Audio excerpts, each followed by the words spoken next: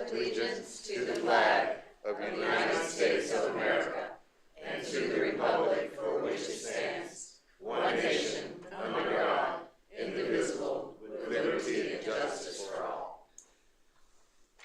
Everybody, Father God, we thank God for one more day. We also know that God woke us up this morning to start a new journey in the chapter of our lives, which is many facets of what we all have going on. Let's all understand, we can all agree to disagree and love. And just let us know God didn't bring you in whichever direction, circumstances you're in to leave you, and all is well. Amen. Amen. Very good. Thank you all. I guess the front row all the way across the board from Humble John. It's all ladies. Let's hear it for estrogen power. Yeah. Wait a minute.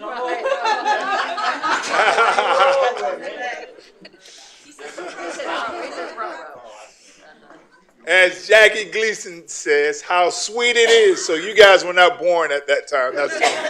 That's during my era. Yes, I remember it well. Absolutely. Happy Black History Month, but also happy state champions and Super Bowl champions from our great school, Cocoa High School, in our great city. We were recognized in our sister city, Rockledge, as they say, North Rockledge, and I had to be humble because being the president of the Florida League of Cities, and Councilman Lavander Hearn was present as well. I have to cross that line that says Cocoa when I'm leaving Rockledge, so I'm not pulled over. Right, Darby Phillips over there, Darby? Got it, sir. Yes, sir. Mr. All right. Madam Clerk, may we do roll call, please? Yes, sir. Mayor Blake, Present, ma'am. Deputy Mayor Weeks, Here. Councilmember Goins, Here. Councilmember Hearn, Present. Councilmember Koss, Here. City Attorney Garganese, and City Manager Witten. Thank you. Thank you very much, Madam Clerk. We would like to proceed forward, please. This is my book, right? Yes, sir. Okay, yes, ma'am. To tonight's meeting, we would like to amend the agenda for tonight to include two items. And one of the items is the big brunch Saturday, February 22nd, First Street between Peachtree Street and Main Street. We would like to add that on, sponsored by Family Promise, the closure of that street. We'd like to put that on the city business, number 2. And also, we have awards and presentations. We would like to add Mr. Greg Stoll, please, Triple G. Mr. Greg Stoll under item number 3, period 3, awards and presentation. Motion to approve. We have a motion on the floor by Councilwoman Koss and a second by Deputy Mayor Weeks. Chair's going to call the question. All in favor by saying aye. Aye. Ayes have it unanimously. Proceeding on to item number 2-2, special meeting of November the 25th, 2025. What are the wishes of council? Move to approve. We have a motion on the floor by Deputy Mayor Weeks and a second by Councilman Hearn. Chair's going to call the question. All in favor saying aye. Aye. Ayes have it unanimously. Item number 2-3, minutes, regular meeting of December 10th, 2024. What are the wishes of council? Move to approve. We have a motion on the floor by Deputy Mayor Weeks, second by the chair. Chair's going to call the question. All in favor of saying aye. Aye. Ayes have it unanimously. Proceeding forward to awards and presentation. 922 presents 2024 outcomes, 2025-132 Family Promise of Brevard. Mrs. Pagliarini. Let's give her a round of applause as she comes forward. Okay. Good evening. Good evening. We so appreciate the opportunity. Thank you for the round of applause, but I want to make sure that that round of applause goes out to all of 922 crew. So I want to make sure we introduce ourselves. I am Tara Pagliarini, the Executive Director of Family Promise of Brevard, and I would love for them to stand up and introduce themselves. This is just a small gathering. We actually have 33 organizations that are part of this group that I'll tell you more about in just a minute. Go ahead, start. Chris McPherson, I'm the Community Partnership School Director through Children's Home Society at Endeavor. All right. Hi everyone, I'm Lori Benjamin. I'm the Director of Brevard Adult and Community Education. Hello everyone, Gabrielle Barberstock, Associate Director with the Healthy Start Coalition. Hello, my name is Lily. I'm with Population Relief International Corps. All right. You know me, Rob Crampage, like supported housing. And what has Charlene got on her head? That's really good. Thank you. More to see you with. Good evening, Darby Miller, Early Learning Coalition of Brevard. Woo-hoo. Hello, I'm Stephanie Bryant with Brevard County Housing and Human Services. I'm the Community Action Agency Supervisor. All right. So in the fall of 2023, Cheryl Kaminsky with the Children's Hunger Project and myself actually had a meeting with Mayor Blake and City Manager Stockton Witten, and we came with the idea that in our work in COCO that we have so much intentional outreach happening amongst our agencies, but there wasn't a lot of cross collaboration and communication. And we came up with this concept of kind of creating a group, and we looked for the cities, just the blessing to move forward and starting to assemble this group of agencies together, really with the intent to get together every month and talk about what's working, what's not working, and how we could better work together with the resources that we have. So fast forward now, we had a full year in 2024. We had, as I mentioned, 33 organizations. They're at the bottom of the sheet that I shared with you. And they come and go. So we've been meeting every single month. We average about 15 to 20 organizations each meeting. And what's beautiful about the meeting is that we rotate location. Actually, one of our last meetings was at Rob's at Orchid Lake to see the new housing there, and the meeting before was actually at Cocoa Police Department. And anytime that we rotate those locations, those organizations are able to really speak to what they do there. They're able to physically show us what they do there, so that when we bring that information back to the people that we serve through our organizations, we can say, go through the blue door. And when you get there, make sure you ask for Patricia. You know, we're able to be really specific and able to not only serve our constituents better, but that we're also better able to build trust amongst our agencies, because we're making really solid referrals to one another, because we know what they have and we know what they don't have. We're not making bad referrals to each other. So we've, as we've met, we've had some key outcomes. The first is that the county is taking notice of what we're doing. They love the 922 crew. And I want to just tell you, our first meeting, I called us like the COCO Consortium of Agencies or something. I don't even know. I came up with a name. And at that very first meeting, Pastor Jarvis Wash says, no, that's a terrible name. And he said, we're the 922 crew. And so that's why we're named that. So the group named itself, and the group is owned by itself. I may help do the administration of it, but the members that you see and the people that you hear from, they all equally own it. It's not one person's organization or group. So for us, our Brevard Homeless Coalition, through our work, they've actually asked, hey, Tara, can you help us set geographic work groups up in the north, like you've done in the COCO area, as well as in Melbourne and in Palm Bay? What I can tell you is Titusville has taken this kind of model. They already had the North Brevard Coalition of Human Services up there, but they've also started working in work groups in this way. So I've met with some leaders in Melbourne, and I've met with some leaders in Palm Bay. It can't be that Tara does it or that our group does it, but there are agencies just like ours here in COCO that work together and would benefit from getting together on a regular basis to work across sectors and just do a better job of maximizing resources. So I am working on that with the Brevard Homeless Coalition to try to create geographic work groups. The second part is something that I had spoken to City Manager Stockton Winton about, of doing something called asset mapping.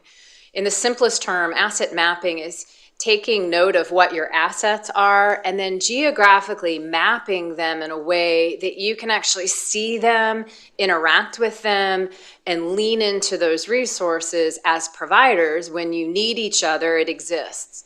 So I started working in asset mapping with a group called Simpara. It's a free tool. It's a free geo mapping tool. Any of us in this room could look up Simpara right now. And it helped to create a map of our providers where we can actually in real time update information. So unlike 2-on-1, which has a wonderful database, it's just very expansive and it's so much information. We're actually able to take and really geographically hone in on our zip code with those partners that are part of this group. And we actually pin them in there with real-time information. So if in any meeting, let's say Early Learning Coalition comes to me and says, hey, we're not doing that thing anymore, we can immediately take it off this asset map so that that information is updated in real time from provider to provider. The asset map was really popular as I presented it last spring, and it actually expanded from our initial map. Parish Healthcare loved what they saw. They thought it would help in discharge planning. And so they actually took what we started with the asset map, but I want to say that COCO started it first. So if anybody else in the county is taking credit for it, COCO did it first. We have our first asset map. Parish picked it up. They have the second asset map. And we work with the developer, Simpara, that we actually can create a super map. So remember I talked about those two different work groups. If Melbourne and Palm Bay create work groups, they can actually also set up a map, and all of those maps would be interconnected with each other so that we have what we call a super asset map. And so I just wanted to make sure you were aware of where we stood with asset mapping, and this group helped to fill out that information for the map. But even more important than all of that is like the real organic conversations that happen in the meetings where COCO Police Department says, hey, we went out on a call, we met a family, and this is what we saw, and this is what their needs are. And then Endeavor says, hey, we have exactly what you need for that family. And then somebody else in the group, you know, maybe Rob saying, hey, and we have housing for that family. And so it's this ability for this group every month to come together and say, this is a need that we're seeing, and then organically in real time, them, the group coming together and meeting that need 100% like within the setting of the resources that we have. And it's just a beautiful thing to observe. And I just wanted you to be aware of just how strong we work together to meet the needs of residents. The other thing is that, and using like Lori with Brevard Adult Community Education, like they always have resources there. They always have programs. They always have opportunities. But so many of our agencies, we're just so busy serving. We don't stop to pay attention to necessarily what's happening. And so her organization, the library, they're bringing flyers about information of things that would be of value to all of the residents. And we bring that information back to our constituents and make sure they're aware of education opportunities, of certification opportunities, of just ways to upskill and have some economic mobility. So not just basic needs being met, but also opportunities for growth. So for 2024, we just saw just an incredible turnout and incredible participation, and it was a real honor to be part of it. But I'm here tonight to ask for some help as well. So the first is one of the needs came up during the year. This is an organic thing that came up. Girls and Boys Club, the Boys and Girls Club said, we really would love to see more attendance in our after-school program. Tell me if I get this wrong, Chris. And Chris is like, we would love for our kids to come, but we can't get them there. And Boys and Girls Club are saying, well, maybe we need a van. And Chris is saying, like, if they could just walk across a crosswalk at Dixon and Pineda, they could safely get there and they could participate. And that would help solve the fact that the kids at Endeavor could benefit from an after-school activity and also enhance the participation in the activities that already exist, right? So we need some support in getting a crosswalk at Dixon and Pineda. I believe that Chris may have already had some conversation, so I want to invite her up to talk maybe more about what's happened with that so far. Hello, beautiful people. I know most of you have already heard my begging for a crosswalk talk. I say it every time. And this group has allowed us to grow. Today, we enrolled our 22nd kid in Boys and Girls Club. For the last 2 years, we've had 0 kids from Endeavor going to Boys and Girls Club because they can't cross that walk by themselves. Even when the light is red, it ain't working out. So our parents are begging us for help, and I was able to connect with Garrison Moreno at the Boys and Girls Club, and they're actually walking them now. They walk down to Endeavor every day with their team and escort the kids back to the club. And we're sponsoring those kids. But with that crosswalk, we can grow that program exponentially. Mr. Garrison is not here tonight because he is over there with my kids and enrolling a few more. And we can grow that program from, they were looking at having to relieve staff, to now they're hiring more staff because we've made that connection. These are kids that are going home alone in our city. Our aftercare program only accommodates for 91 students from kinder to 5th grade. Our 6th graders, who are our most opportunity youth, most likely to go get in trouble, are being sent home alone. The Boys and Girls Club is closing that gap. We need your help to close it some more. That crosswalk would allow those kids to walk that way on their own, as well as our families day to day. So that was good. Thank you so Man, much. she It's did almost great. like they pay me to talk. You can clap. So that's the first request. The second is, oh, please. One moment, please. Councilman Harris. No, are you finished? I didn't want to interrupt. I could comment after she finished.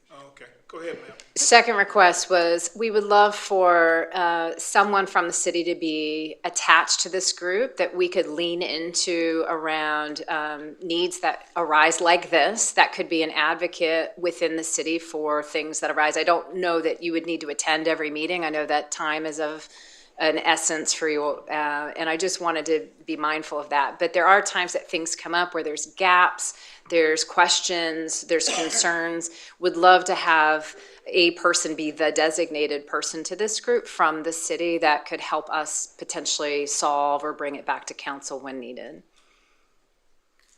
Okay. Yeah. That decision will not be made at Yes. this very moment. Yes, but that's yes, it. Yes, thank the you. proper authorities are That's listening. right. Okay. Yes, awesome. That's All right. it. That's it? That's it. All right, go ahead, Mr. Hearn, sir. I just wanted to say, I think this collaboration among the organizations is a great idea. One of the biggest things I had amongst my constituents, they would call seeking resources. Sometimes they would get bad information to the wrong resources, or they just felt they were getting a runaround. So I think you guys having that conversation and making sure you know where the correct resources are for these people seeking help, I think that's a great idea. And in regards to the crossing, I believe there was already an approval for a crossing at that location. And that's kind of what we heard this summer. I believe it was you, Councilman Hearn, that was on our Community Leadership Council. We got so excited, and it was going to be here by school start. And it ain't. It's still not here. Because we got our parents hyped. We were like, the city listened to us, y'all. They're doing it for us. We're just trying to find out what information to then pass to them. It's actually a county. Yeah, the crosswalk has been in design for quite some time. The city is actually sharing in the cost of that. Unfortunately, or fortunately, Dixon Boulevard is a county road, and so we have to participate with the county in terms of the design of that. So I'll double check on where we are with that. That crosswalk, I think, has been designed, and so it's a funding issue now. Costs a little bit more than we would expect to do that, but I'll double check on that, and I'll send that information out to Tara. Probably in the morning there. We sit on a working group with the Transportation Planning Organization, and it's called the Dixon Boulevard working group. We weren't as creative as Pastor Jarvis on the names there, but we've been sitting down, we've been talking about Dixon, and there'll be some sort of total street design that comes back eventually. But most immediately, I'll get you the information on the crosswalk. Thank you. And the last thing I had, I'm sure you guys are already doing this, but if you are tracking the data on how many people you are helping and assisting, if you could, whatever is best for you guys, report back to the city. As you know, we travel throughout the state, and we have neighboring cities that have these same issues that we are struggling with and trying to provide answers for. We can maybe have those conversations elsewhere. So, thank you. Thank you. Okay, Councilwoman Cost? Yeah, I was gonna say with the crosswalk is complete with flashing lights, and it is outrageously expensive, but it should be at like top shelf. The asset mapping. Now, can we access that from your site? Can anyone look at that? Yeah, I wanted to sit down with Stockton and kind of go through that and kind of show it to him and kind of work through that. He and I had a conversation a couple of years ago about the start of it, just to show how it could be used and really talk about how the city wants to unroll that. For us, we're using it as providers. We certainly don't want it to take the place of 211, but like Parrish actually publishes the map in their hospital settings so that patients, people visiting can actually see the map or scan a QR code to access the map. So again, not trying to take the place of a database, but just wanted to have real-time, accurate information for residents of Cocoa. And I don't know what that looks like, but I'm happy to sit down and walk you through it and show you what it looks like in a live version. Okay, so you can't access it. Can you access it on the Paris site or? I'm not sure if you can access it. I can send a link to it so that you can see. For right now, I don't have it as a public map. Okay. I can invite you as a stakeholder so you can take a look at it. So maybe that's the best next step, is to invite council to take a look at it as stakeholders, and then you can kind of play around with it. Okay, great. And then you can see what it looks like. But I would just want to reiterate it. I actually, it was a free version, but Space Coast Health Foundation funded us to work with the developer to customize it for what we wanted. For Cocoa, and the customization is available to everyone, not just us. So it actually is a benefit to the country. So, Thank you. thank you. Councilman Goins? What time and date and location of the meetings that you have? When are your meetings? They are typically the last Friday of every month. We've asked the city if we could hold it here on the 28th. I believe that was the date. That's the Friday. I have to think, the 28th, yes. So I think that's confirmed for here at 9 a.m. Kind of looking that way. I don't know. Stockton's like, yes, it is. I believe it is. We were going to have it here and offered if any of you wanted to attend that meeting, we would love for you to participate. But you have to provide breakfast for us. Oh, I forgot to say that part. So whatever organization is hosting us actually is providing like a light, like continental or coffee. So you can talk about that. All right. I appreciate that. Yeah. All right, thank you. Wonderful. Clearly, ma'am, there is power in numbers. That's right. Clearly. Yes. And I just want to say thank you to all 922. You make our heart go pity-pat. Oh, good. I don't want to say you rock, because that's South Cocoa down there, but That's right. but you make our heart go pity-pat, and I thank you very much, because you have the heart of the people and you're the champion of the people, so Yes. thank you very much. Thank you. And we'll get through this together collectively. Yes. Appreciate it. Yes, ma'am. Appreciate you all. Thank you very much. Council, with your blessings, can I just slide the order? Let Triple G come on up and let him do his presentation. And Sounds then- good. Then we'll do our proclamation for Black History Month. Triple G, Mr. Eaglet.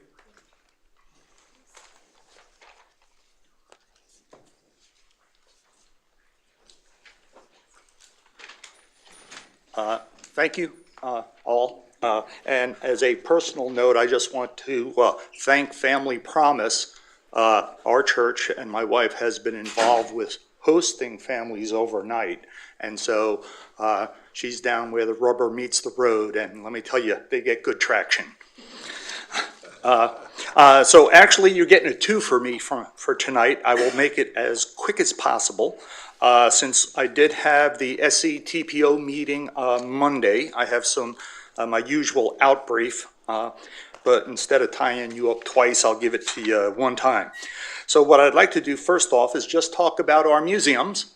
And if you're not aware, I have laid out a brochure for you, Museums of Brevard. With Sam's help, the city has joined that group. Basically what it is, it's 20 different museums throughout the county, and it includes both of our museums. And recently I've participated in 2 outreach events where we go and put this out into the community. So that's a good thing for us.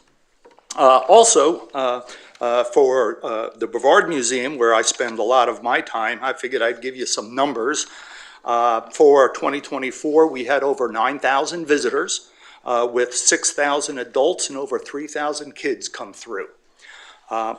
That includes the trains event that Florida East Coast Railway Society puts on. For that, we had 1,500 adults with 488 kids, and those kids get things like a safety bag, and we have crayons and safety information and all kinds of goodies for them. They get a little junior engineer card when they get to run the train around the layout, so they always enjoy that. And of course, down in Malabar tonight, don't you know, we had another gate runner that got caught. So I understand he had to be extracted from the vehicle. So that wraps up my little museum thing.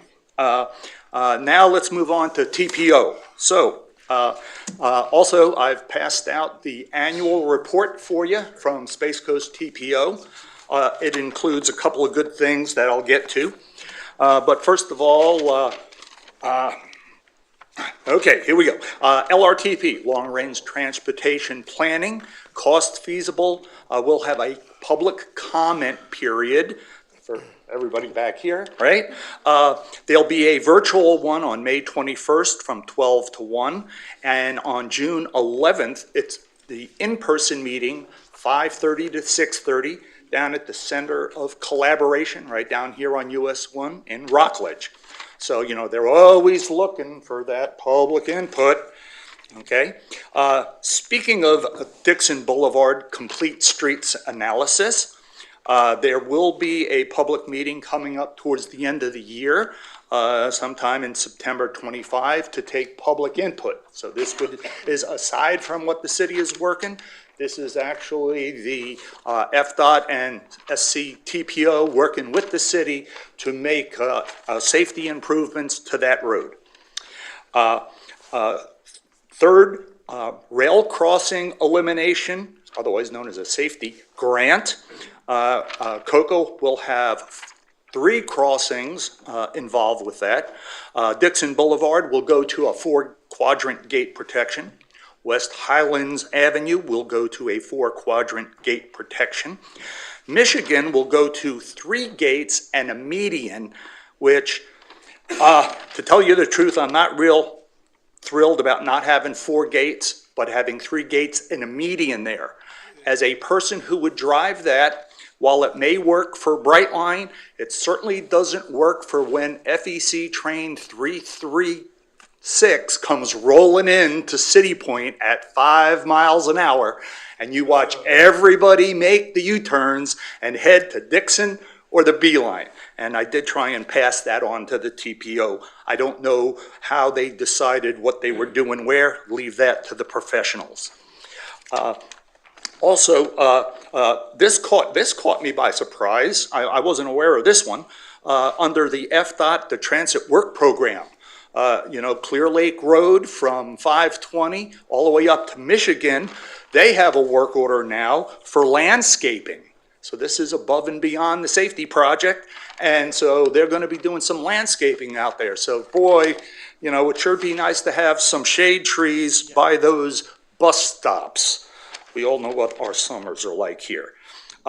Real quick, doesn't directly apply to us, but the Turnpike, you know, they do own some in Brevard County here, and that is going to be being repaved. Already passed out the annual report. FDOT projects, 520 should be complete in early 2025. They're doing some final thermoplastic striping.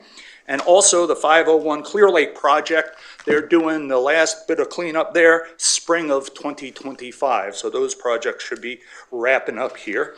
And then, last but not least, upcoming events, SCTPO in conjunction with Brevard County Schools on February 17th is conducting a student travel survey. So when you talk about kids going from Endeavor over to the Boys and Girls Clubs, you know, hey, we can give you some input there. And with that, I conclude my reports. Okay, great job, sir. Do we have any questions for him? Just full of information. Just real quick. Yes, ma'am, go ahead real quick. The student travel survey, so should they call somebody, or is somebody just going to be out there looking for I'd have to go students, double or- check the agenda package Yeah. and see how you actually participate in that. Since it Okay. is Brevard Public Schools, I assume it's going to be solicited through the school. But of course, you know, you can get to Abby Hemingway, whose report this was out of. So, Okay, thank you. yes. Any other questions for Mr. Triple G here? Yes, ma'am. Emailing Abby is a good way to get that information. Yeah. That came right out of her public relations report. Okay. All right, awesome. Hey, thanks, gang. Thank you very much. Great job, sir. Council, would you join us down front, please, as we read this proclamation to Black History Month? Council members? Councilwoman Carlson, would you give us the honor in reading the proclamation?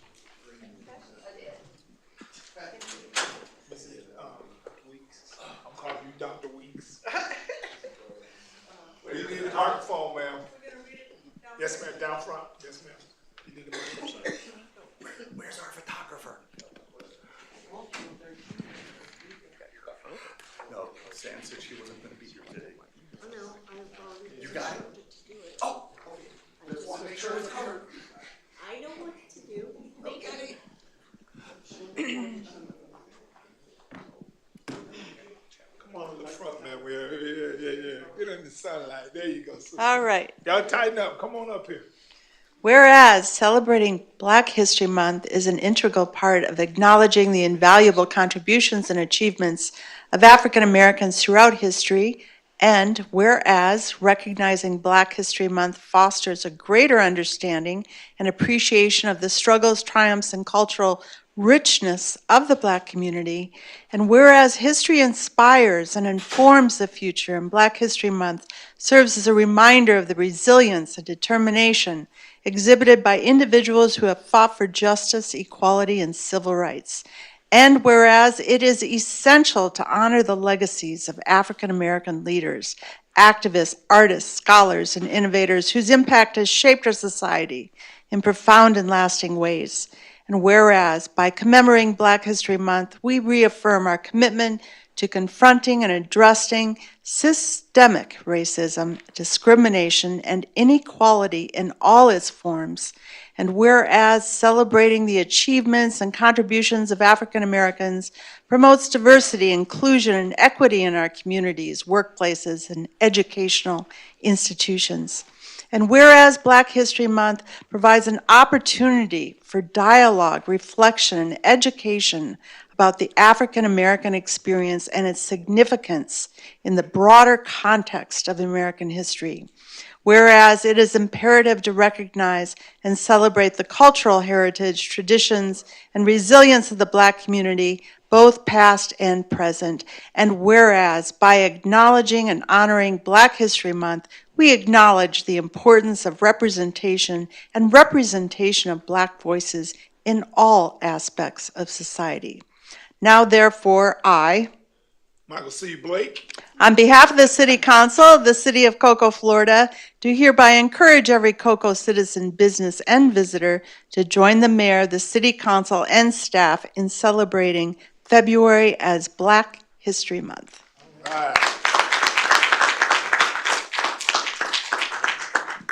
Even though we come from different tribes, we belong to one race, that's the human race, and we're all God's children. And we acknowledge all nationalities for whatever the History Month may be, from Latinos in October to recognition of my brothers and sisters, my Shalom brothers and sisters, and the Holocaust Day of Remembrance, and so forth, and that list goes on. So we want to say thank you all for participating, and let's give our Councilwoman Lorraine Cost another round of applause. Yeah, not only do you read well, ma'am, but you look great while you're reading. You look great. Anyone would like to say anything, council members? You good? As we say in church, we're all under one accord? All hearts and minds? All right, thank you very much. I appreciate everyone. Thank you. You may be seated. Thank you. Next, delegation.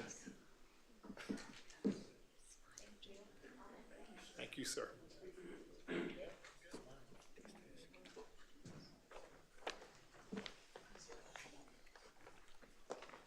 First on the list, delegation. Woo. Okay, that's right. We're gonna, Greenwood, I think you did turn your card in first, but as Councilman Hearn is correct, you did turn your card in first, but I know you would defer the floor for the ladies. So we're gonna do Teresa Clifton. Come on down. I feel like Bob Barker.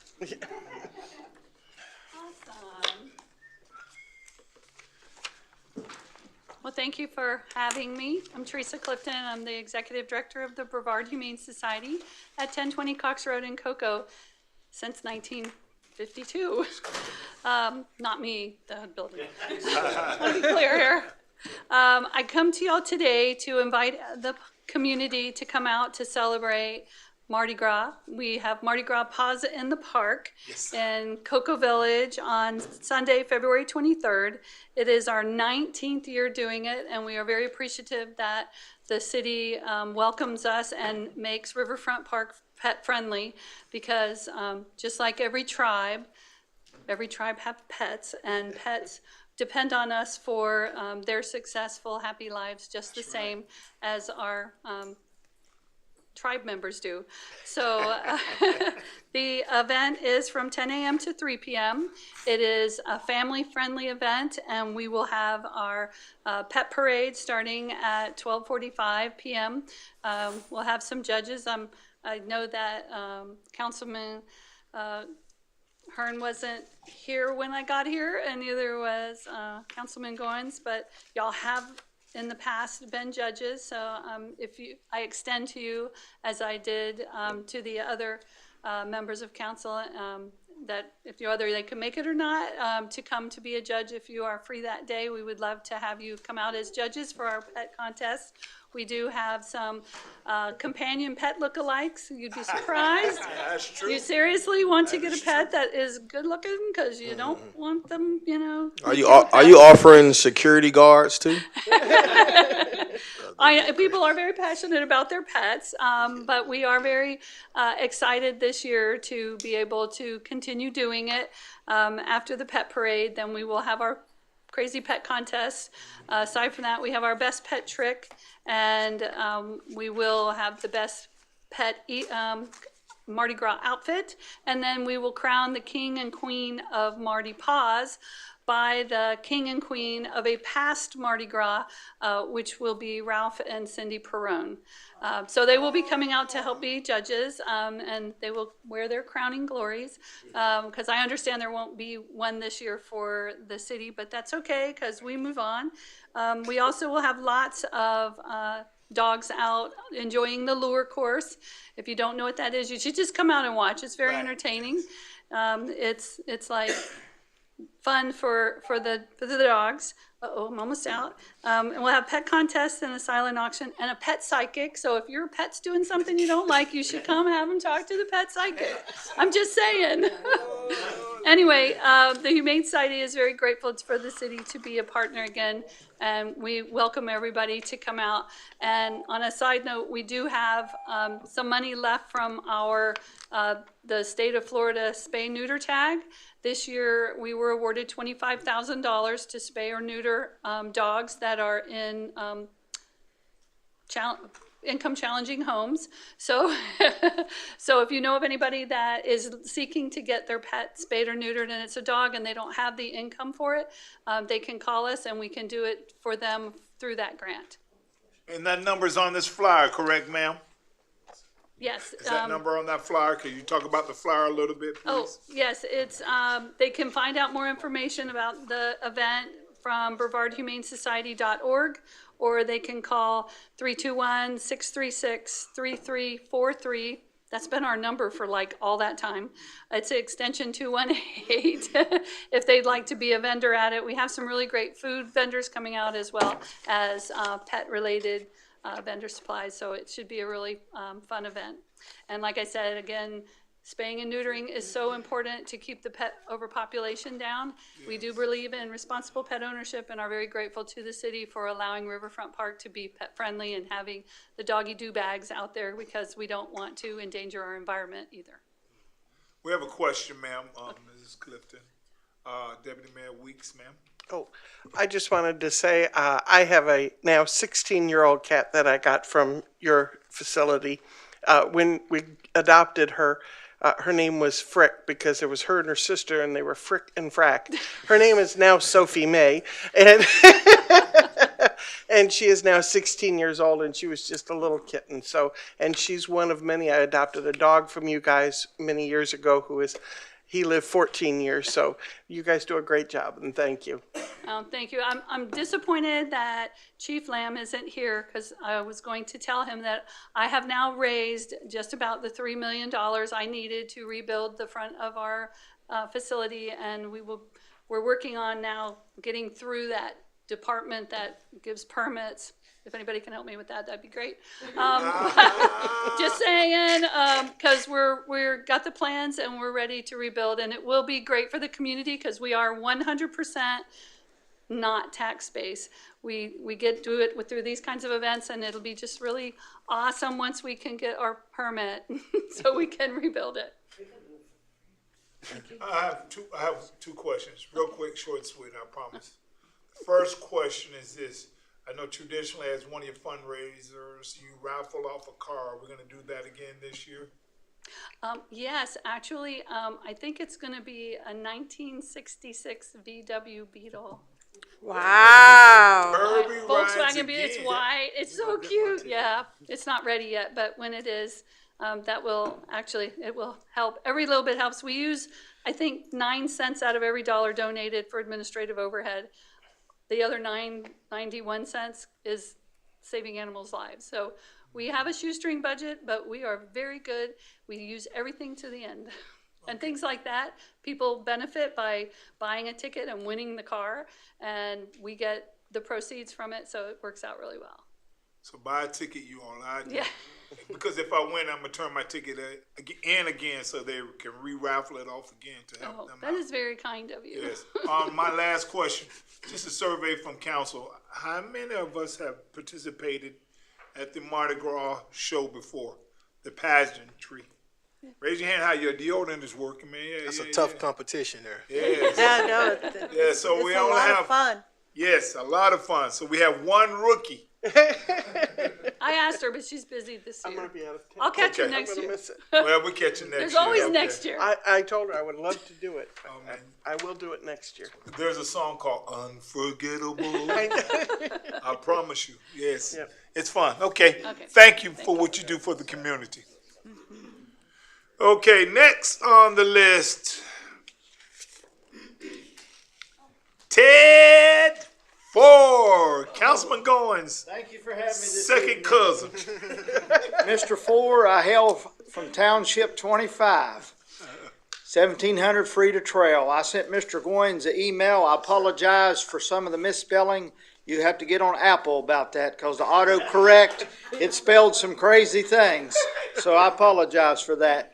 And, you know, we touched base, and I just wanted the mayor to understand, Mr. Goins and Mr. Walsh, you know, where our dedication and where we're trying to, you know, reach a goal. And I know everybody can't promise me a rainbow, but I would like to see the sunshine sometimes. But I'll give you something I've been digging up, and you know, like the gentleman said, this is where the rubber meets the road. In 2010, a feasibility study addressed the concern that all the homes in West Canaveral Groves area were being served by individual water wells and septic tank systems. This condition raised serious condition and concerns about water contamination. The report documented high levels of arsenic and lead contamination within the area exceeding safe drinking water standards. This was done by DP Development. To solve this problem, DP Development installed 20,000 feet of a 12-inch water line. The objective of constructing the water line along Satellite Boulevard was to take the first major step to create an integrated public water supply system to the West Canaveral Groves area. As part of this project, we also installed 30 fire hydrants and 40 12-inch gate valves in 100 calendar days. The scope of the work was accomplished with one utility crew digging 1,000 feet to 1,200 feet a day and another one backfilling. The contract allotted for 240 days, and thank God the men worked hard and got it done in 100. And the DP Development takes great pride in the fact that we have provided safe, high-quality drinking water to the residents living in West Canaveral Groves. I don't have no safe drinking water. And it says to all. And then there's a water plan in 2009 took effect, and it gives a geographic area. It said the City of Cocoa water system is a regional system that is permitted to provide water to all. And I put in there Webster's Dictionary. Don't take my word for it. They've been in business since 1800. And it explains all. It don't say part, maybe, think about it. It says all. To the townships of 23, 24, 25, and 26 of Brevard County. And then I give each one of y'all the direction to all, and I just didn't want you to take my word for it. So collectively, I would like to, you know, the city water department and all the councilmen to take this into consideration and give me direction. I take good wisdom and I listen, and my ears is my greatest tool and my mouth is the next, and then my feet's got to make it happen. So, you know, we started off with the water station, then we went to this, and you know, we need safe, quality drinking water. And this was done by a federal grant. So, you know, I asked for input and information and wisdom. Okay, Mr. City Manager, sir. Mr. Walsh can update you on his initial request. I think we can also talk about the water lines. That was a county project there. We may have participated through CDBG or something, but that was a county project. But Mr. Walsh will give you the latest information that we have. Thank you very much, sir. Mr. Walsh, sir? Yeah. Go Army. So as y'all, I wasn't here for the first meeting, but I had heard the customer come in for, you know, the inquiry. So over the last, month or so, I was kind of doing some research trying to figure out, you know, steps, costs, other things associated with proceeding with this kind of a station. I got to tell you, I didn't find a whole lot, and he was right. Very limited use. In fact, there's hardly anybody in Florida who provides this service, but I think as you get out west, where things are more rural and more spread out, the bulk stations are used, but they are primarily private stations that are providing water for bulk haulers to then fill trucks to haul water to communities is really the model that I saw. But that being said, I still went ahead and did the research. So the first map here I put together just, hey, you know, the area that we're talking about, this gentleman's property is kind of highlighted. You know, you were saying he lives off of Okowski and Frida, right? Frida, correct. Yeah. End of the road. Yeah, so kind of in the middle of that area, north of 520, but south of the Canaveral Groves area. More specifically, he's tucked, you know, back in the corner. He's about 0.4 miles from Satellite Boulevard, so 2,300 and something feet away. So pretty far down that road. Just so you understand, the lot was purchased in 2018, undeveloped. The house was constructed in 2022. This is all according to the Brevard County Property Appraiser, about 4 miles away. And just so you guys, or that all council understands that, although we'll have more slides about the cost of the bulk water station, arsenic can be removed from water systems. It costs some money, but I would imagine that a lot of folks who are out there right now are using that system. And it depends quite a bit on the chemistry.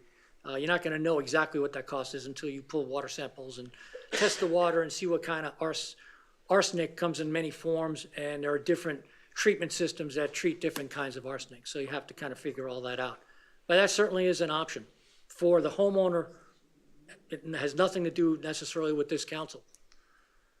That being said, the rest of the story. So yes, the history is that Brevard County and the city of Cocoa entered into a memorandum of understanding for West Canaveral Groves.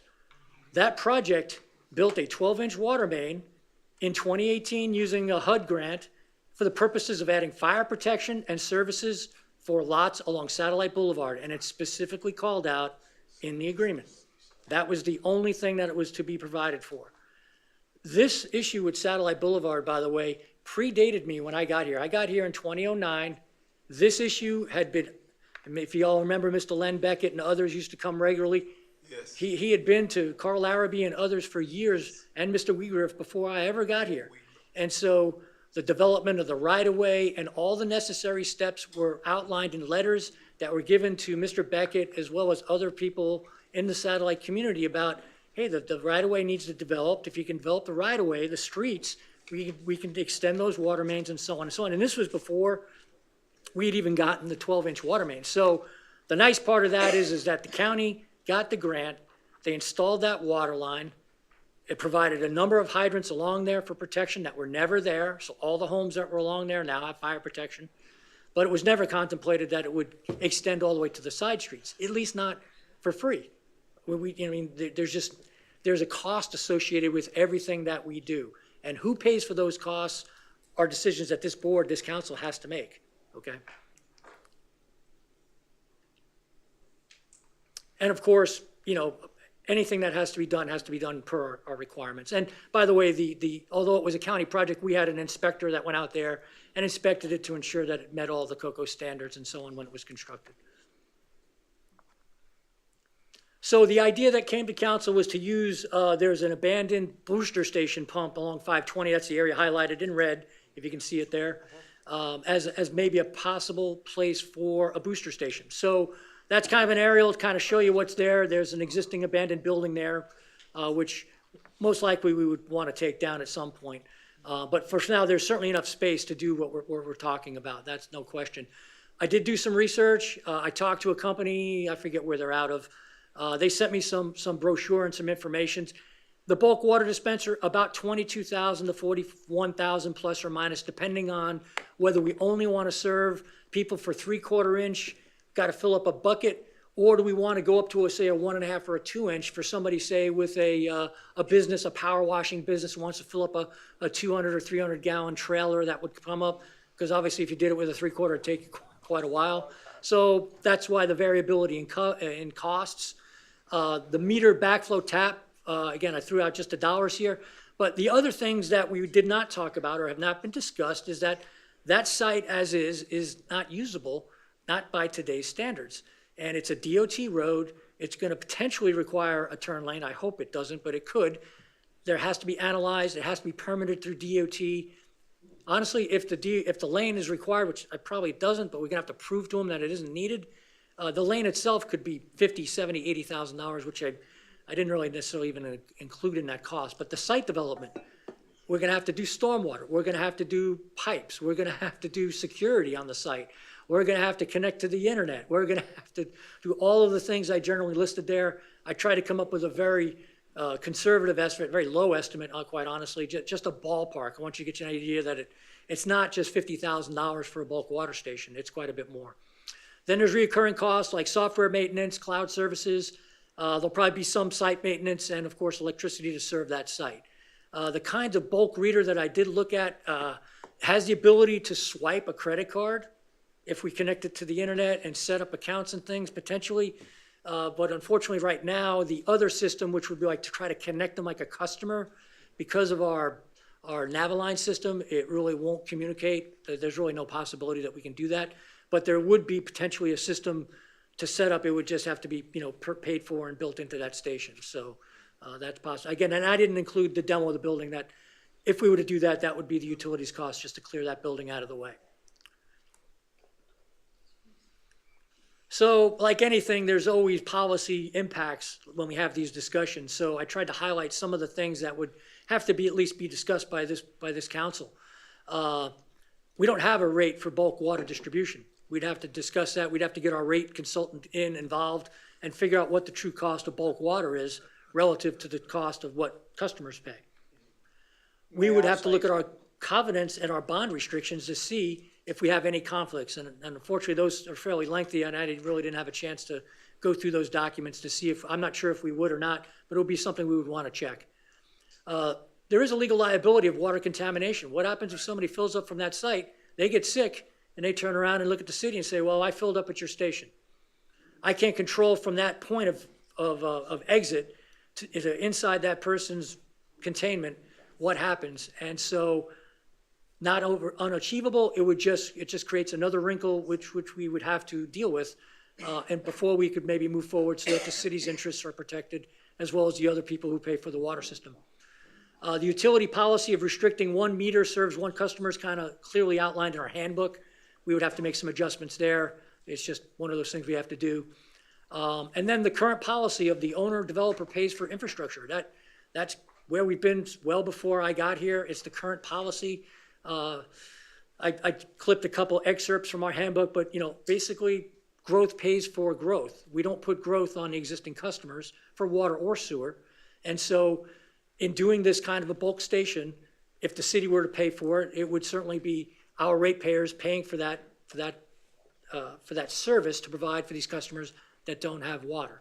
So if this board is in favor of going forward with that bulk station, we would have to address that very carefully, because not only would it affect this bulk station, but it would affect really all development throughout Cocoa. And not through City of Cocoa, the regional Cocoa system that I'm talking about that you all wear the regional hat for when we make decisions about what goes on in the water system. I think that was it. Okay. So I'm here to answer your questions. This thing is lighting up like Christmas over here. Give me 1 second. Esquire Garganese. Give me a quick analysis of a legal opinion in reference of the station. And I know Mr. Walsh did address contamination. If they pull off from that facility and they get sick, they will come back to haunt us. I just want to protect what we fought for, protecting our liquid gold, sir. You know what I'm saying, sir?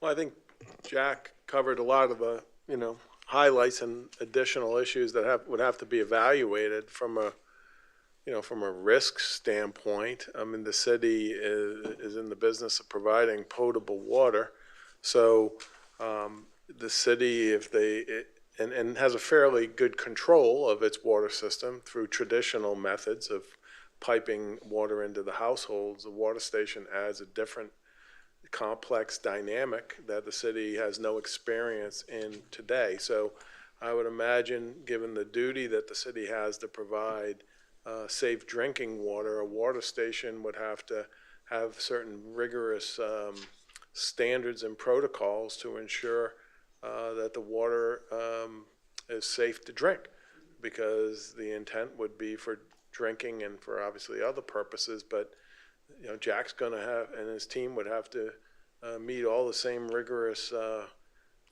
safe drinking water standards that it does through a traditional method, using a more foreign method, for lack of a better term, with water stations. The city will have a duty, in my view, to manage that appropriately. Thank you very much, sir. We will proceed in this order. We're going to start with Councilwoman Cost and just work our way down to Councilman Goins. Just want to make sure my understanding. So we could get him water, but we would need to we'd have to build a line and we can't. It's just too far away. No, we're not building a line. If we were to choose the bulk water station, Yes. the water line is out on 520. We would have to tap that line, create a safe place for the water to be distributed from and a place to account for it. And that's what that site showed. We could do it at that site. But I think from a board standpoint, the policy decisions are the things that you all need to sort of wrestle with, which we've wrestled with before, which is about how do we pay for growth?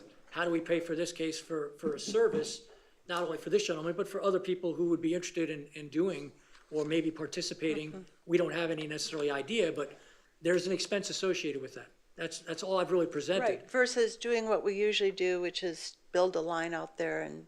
Right, the other way, the other approach, if you read our handbook, would be for this gentleman at 1,700 Frida Trail. Frida to apply for a water main extension for 2,000 something feet of water main that would go down that dirt road until it landed in front of his property. And then we would tap that main after he paid for that expense, and then we would set the meter for him. But all of those costs would be associated with, in this case, an individual. Yeah. But it's the exact same policy that we applied to the Viera Company, for instance. They're out there building 16-inch water mains and extending several major roadways all the way to the very southern end of our service area, down slightly south of Pineda and all the way west as far as it'll go for that final village. Those costs are paid for by the Viera Company upfront and then are reimbursed through impact fees that we collect on the meter when we actually make the connection.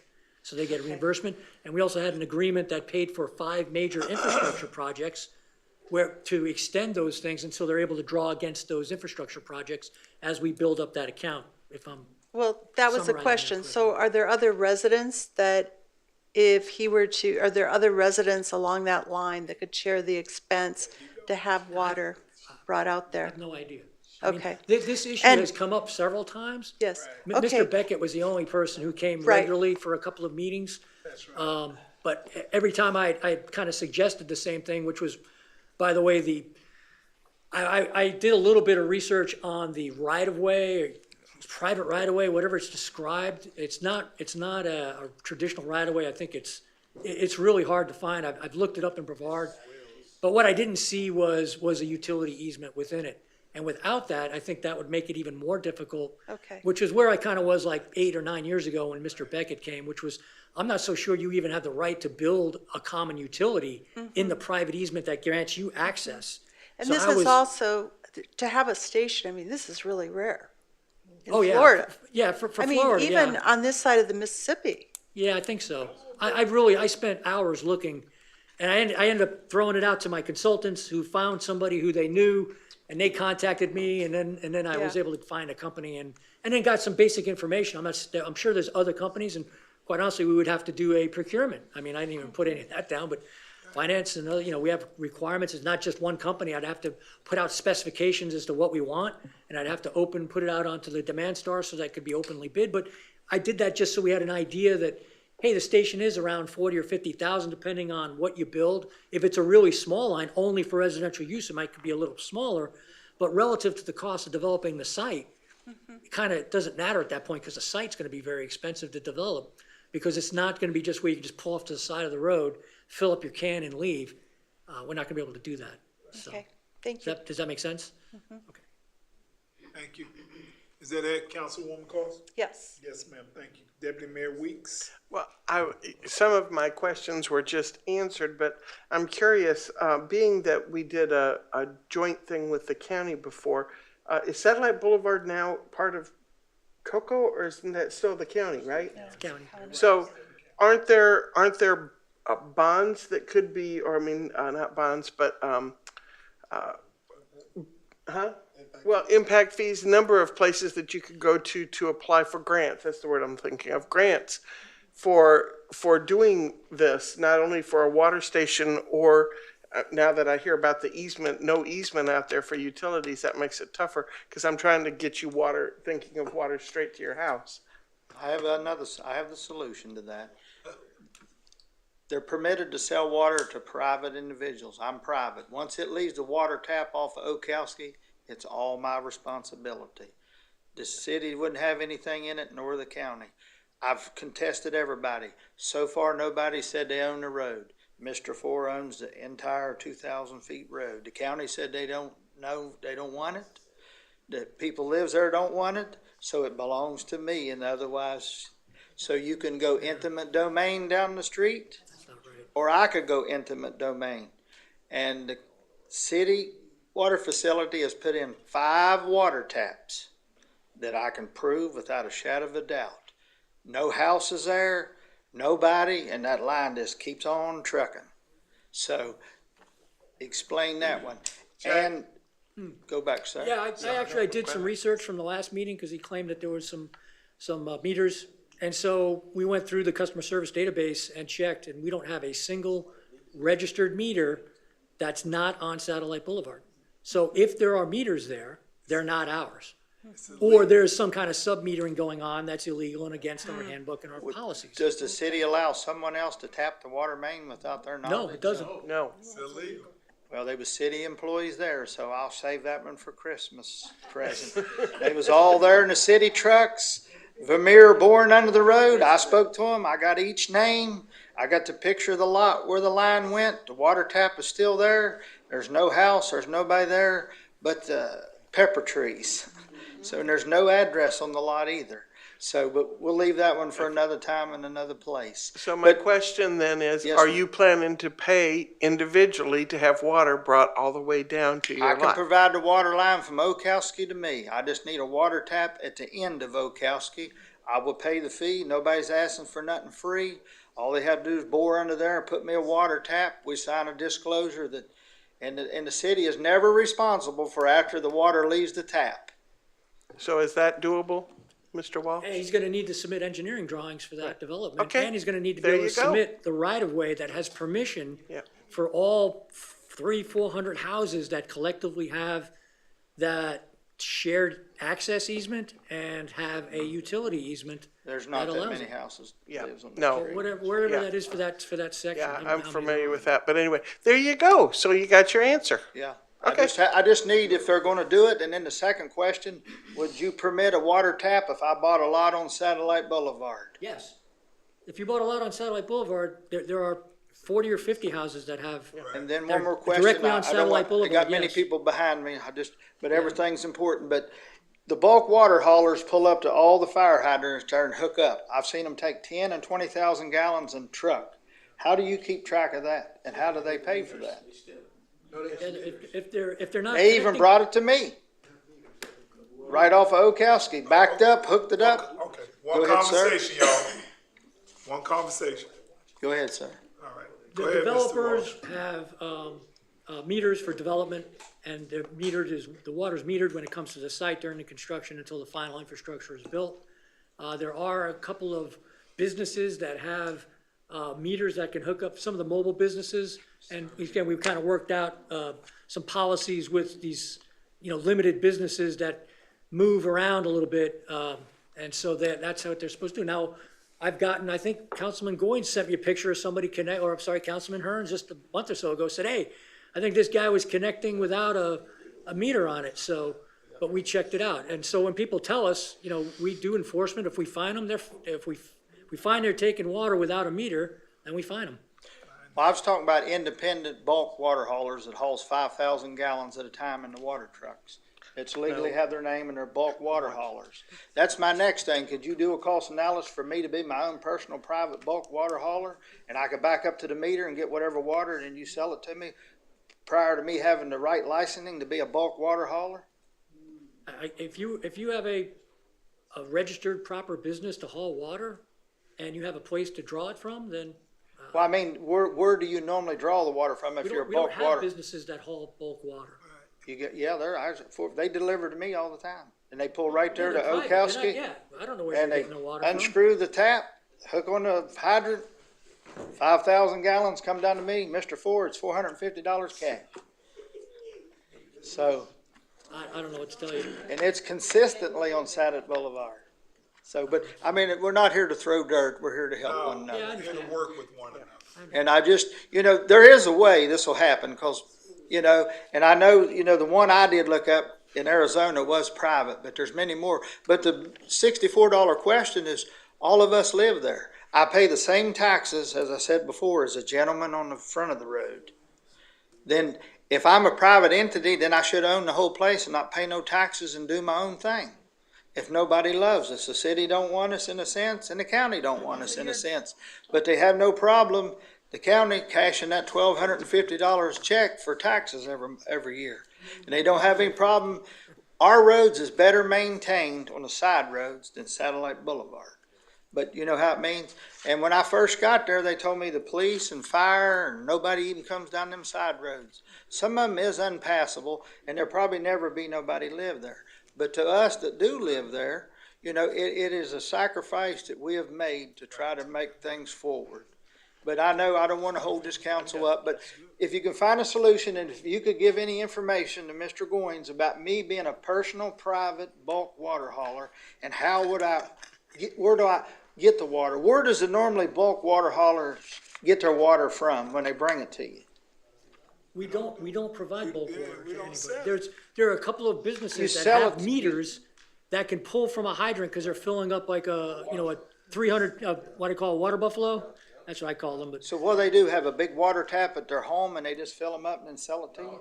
no, they pull from a hydrant, From a hydrant? through a meter. Well, that's through a meter? Through a meter, No, the through a ones hydrant. I've never seen's got no meter. They just back up and hook the hose and open it up. But that's a different story for another time. Yeah. But to me, being a personal water hauler, if I had license, insurance, and things, could you provide me to get water on Satellite Boulevard off the hydrants? Stay tuned. Yeah, Stay stay tuned. tuned. All right. Thank you. Good evening. All right. Yeah, good job. Wood, that's green. Come to the podium.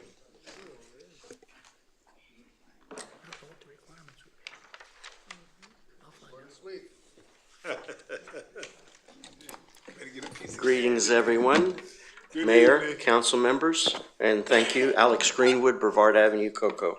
I'm going to try to be very brief. This is information that I wanted to share, that we are at a chapter for Cocoa that is reaching a level that I'm glad to say that I'm able to witness it. There is a total of 3 projects that's going to bring approximately 800 or 600 to 800 new residential units. And that is within a couple of years. So we now are having to recognize the extra services that that influx of people are going to be looking for and is going to need.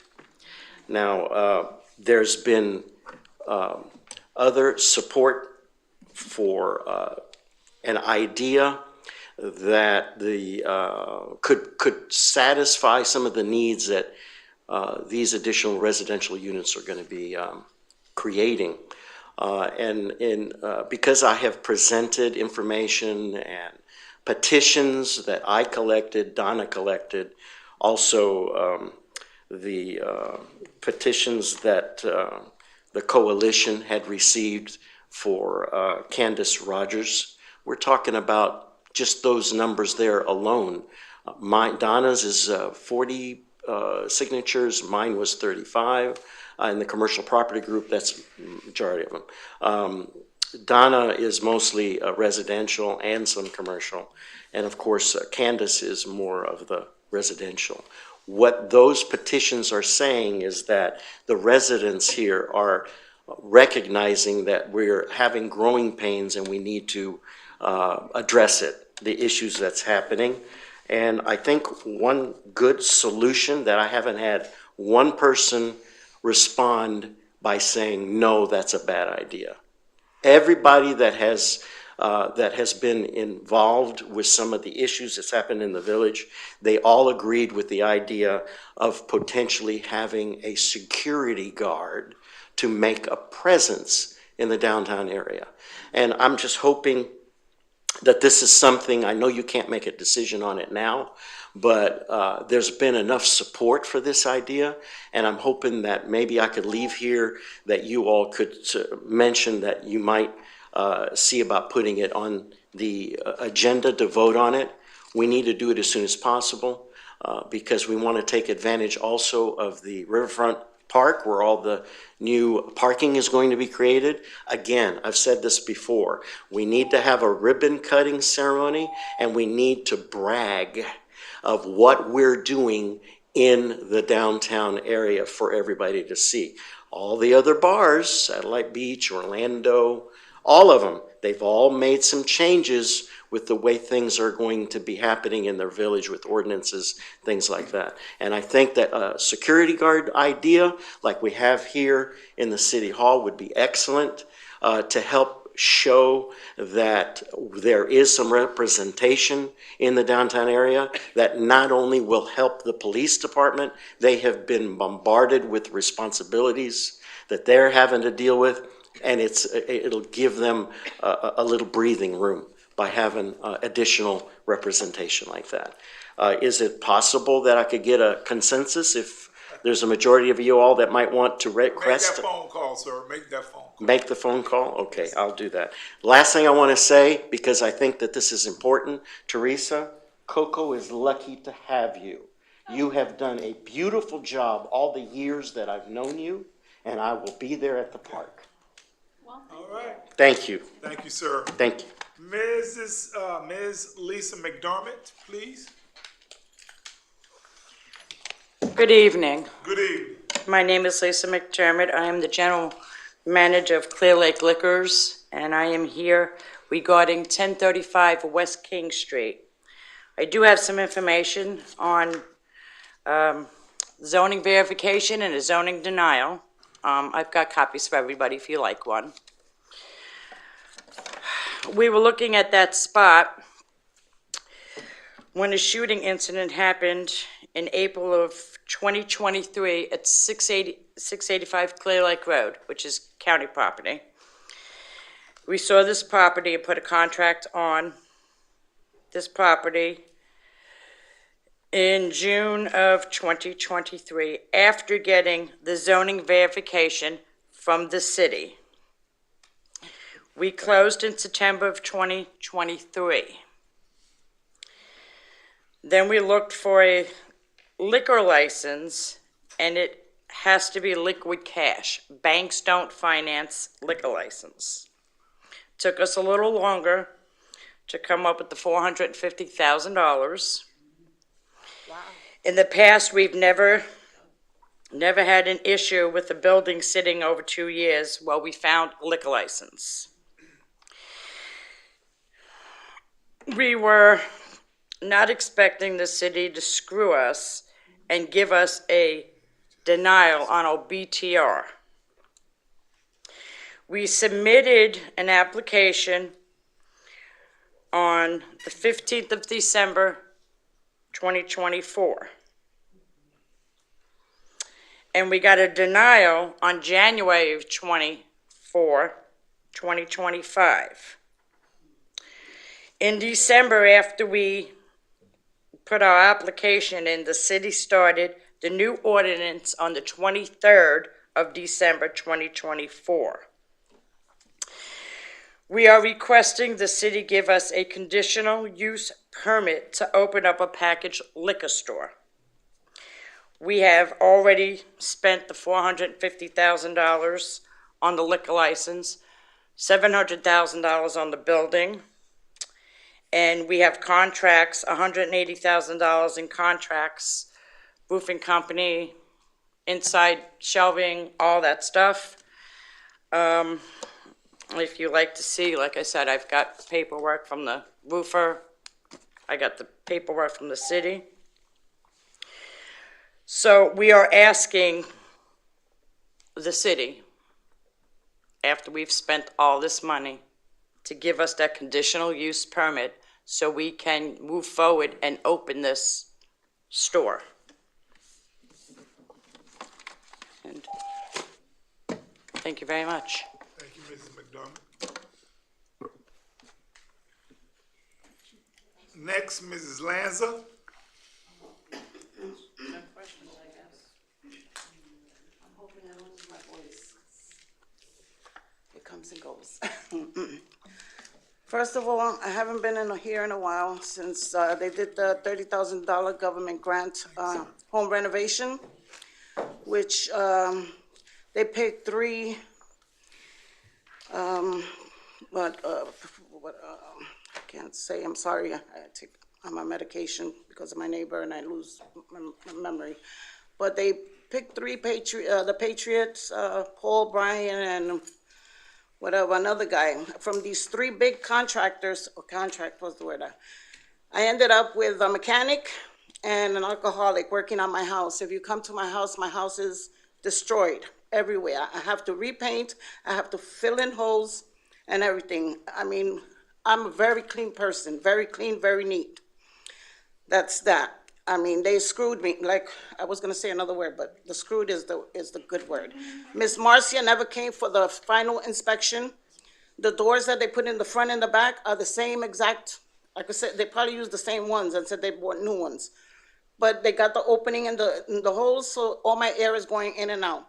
A year later, my air conditioner broke down. I had to pay to fix it, because exactly a year to the date. So that's that. Now, I stand here before you to address the problem with Mr. Perverse. Our community, everybody sees and nobody says anything. His house is getting worse now. He has a tractor trailer, which is picking up even more garbage. I call code enforcement, nobody picks up, nobody sends me texts, I don't know what's going on with them, if they're even there. If it was someone else, he would have had already a lien, they would have thrown him out. She came to my house the other day asking me if I play music, if it's me playing music at 2 o'clock in the morning. No, 2 o'clock in the morning, I'm in bed already sleeping. That's your neighbor in front of you, or well, behind you. She's afraid of him, so she doesn't talk to him. So the only one that really talks to him, or not talk, but screams and yells at him is me, because he doesn't listen. But he's related to you, Mr. Mayor. Maybe he'll listen to you. And Growing, his favorite friend. He's young. What's he, nephew of yours? Your cousin? Well, maybe he'll listen to you. Okay. And the chief, the police officer the other day came to my house and said it was my husband's fault, mistreated, mishandled my husband. He has bruises all over, and it wasn't even his fault. It was Mr. Bryan's fault. Now, I'm looking into a lawyer because, yes, they come and I just need you to, so your voice can be heard through the microphone. Okay. Thank you. Everything is always our fault, all for it. We try to relax and talk to the police with calmness, because I can't do anything. He gets away with murder. The trash, and now he's parking across the street. They cut the grass, it's really nice. He's tracking the grass up and down. Every day he parks in front, puts on his headlights to my windows. My dogs be barking all night, because he's up all night getting high. And what are you gonna do about the neighbor across the street selling drugs? This is in and out. We get more traffic than Stone Street. We're in the cul-de-sac. I shouldn't be having all that traffic. My dogs are in the front. They're barking all night long. Mr. Purvis has traffic coming to him to bringing him drugs all day long. And Miss Reddick too, the same thing. I told the police that yesterday. Why aren't nobody doing anything? There's been years I've been asking about that. They're both selling. If she's not there, they bring it to him. But mostly they bring it to her and she takes it to him. This is an in and out thing every day, and I'm getting tired of it. And that's all. That's how fast I want to do it, because I don't want that thing to ring. Bye. Thank you. Thank you very much, Mrs. Lanza. Madam Clerk, do we have any more cards for delegation? No, sir. Thank you kindly, ma'am. This concludes this portion of delegations. We will proceed to consent agenda item. What are the wishes of council? Motion to approve. Second. We have a motion on the floor by Councilwoman Cost and a second by Deputy Mayor Weeks. Chair's gonna call the question. All in favor saying aye. Aye. Ayes have it unanimously. Seeing we have none for public hearing, moving on to item number 7-1. Consider the appointment of Jose Pacheco to fill one of the 5 vacancies on the Board of Adjustments 2025-98. Motion to approve. Second. We have a motion on the floor by Councilman Goins and a second by Deputy Mayor Weeks. Chair's gonna call the question. All in favor of saying aye? Aye. Ayes have it unanimously. Final item for tonight, approve the road request for Family Promise, for 2025. Chair would like to make, it's standard procedure, it's gonna be closed from 12 until 3. Chair would like to make a motion to approve. Second. Go ahead. Okay, second by Deputy Mayor Weeks. Chair's gonna call the question. All in favor by saying aye. Aye. Ayes have it unanimously. Proceeding on to, reports. City Manager, sir. Thank you, Mr. Mayor. Mr. Walsh has a report. Yeah, we are, this is our annual change in disinfection, if you remember, those of you who were here last year. The notice. Hold on, Mr. Walsh. Hold on, Sorry? Mr. Walsh. May we have one conversation, please, ladies and gentlemen? Thank you. Go ahead, Mr. Walsh. Oh, sorry, yep. So every time around this time of the year, we change our disinfection to free chlorine. Those notices started going out about 2 weeks ago. If you haven't gotten one in the mail, you'll be getting one in your bill. It starts February 28th, I think. February 28th. And that goes for about 3 weeks, then we transition back. So it's necessary to help us keep our water quality high. It helps us keep disinfection under control, especially during the summer months when it's harder to keep our disinfection in the pipes because of the temperature of the water and other factors. So anyway, so that was my report. Thank you. Thank you very much, Mr. Walsh. Mr. Mayor, the only other thing is that before the holidays, the council asked about holiday decorations around the city, and I promised you guys that we would get you a map. I've sent that to you all maybe 2 times, and we have it as an open link on our website, and so we need to close that link fairly soon. And so if you want to take an opportunity to look at that, then we can make arrangements there. But we're going to close the link for security purposes. But again, we did create that map, and you guys have an ability to go out there and at least as we plan for the next holiday season to see where we have our decorations. That's it for us, Mr. Mayor. Yep, we have a question here, Mr. City Manager. Go ahead, Councilman Hearn, sir. Are those decorations the same ones we've been using in previous years, or are you saying those new decorations? No, these are current decorations there. We made some changes 2 years ago in the heart of Cocoa, but I don't know how consistent over time they've been at the particular locations, but that's everywhere where we have city decorations or we had city decorations for the holidays. Okay.